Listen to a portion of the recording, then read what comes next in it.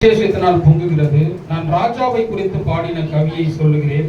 என் நாவு விரைவாய் எழுதுகிறவனுடைய எழுத்தாணை.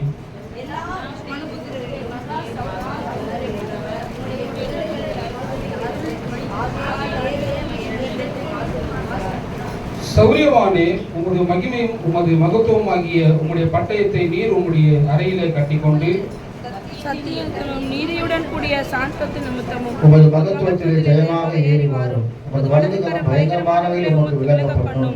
உம்முடைய அம்புகள் கூர்மையானவைகள், அவைகள் ராஜாவுடைய சத்துருக்களின் இருதயத்திற்குள் பாயும்.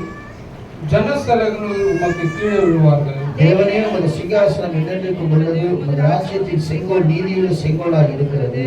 நீர் நீதியை விரும்பி அக்கிரமத்தை வெறுக்கிறீர். ஆதலால் தேவனே, தேவன் உமது தோழரை பார்க்கிலும் உம்மை ஆனந்த தைலத்தினால் அபிஷேகம் பண்ணினீர். தங்கத்தில் நாம் செல்வோம். அரண்மனைகளுக்கு புறப்படுகையில் நீ மகிழ்வுகளில் உமது வஸ்திரங்கள் எல்லாம் வெள்ளை போலும் சந்தனம் லவங்கங்களின் வாசனை பொருந்தியாக இருக்கிறது.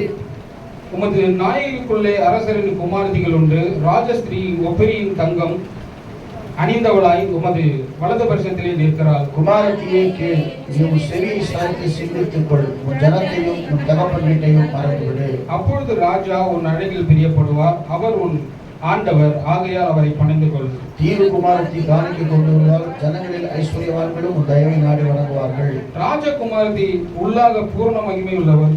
அவள் உடை பொற்சரியில் இருக்கிறது. சித்திர தையலாளி தரித்தவளாய் ராஜாவிடத்தில் அழைத்துக் கொண்டு வரப்படுவாள். அவள் பின்னாலே செல்லுடைய தோழிகளாகி கன்னிகையின் இடத்தில் கூட்டிக் கொண்டு வரப்படுவார்கள். அவர்கள் மகிழ்ச்சியோடும் களிப்போடும் வந்து ராஜா அரண்மனைக்குள் பிரவேசிப்பார்கள். உமது பிதாக்களுக்கு பதிலாக உமது குமாரர் இருப்பார்கள். அவர்கள் பூமியெங்கும் பிரபுக்களாக இருப்பீர். உமது நாமத்தை எல்லா தலைமுறைகளிலும் பிரஸ்தாபப்படுத்துவேன். ஜனங்கள் உம்மை என்றென்றைக்குள்ள சதா காலம் பார்ப்பார்கள். ஆமென்.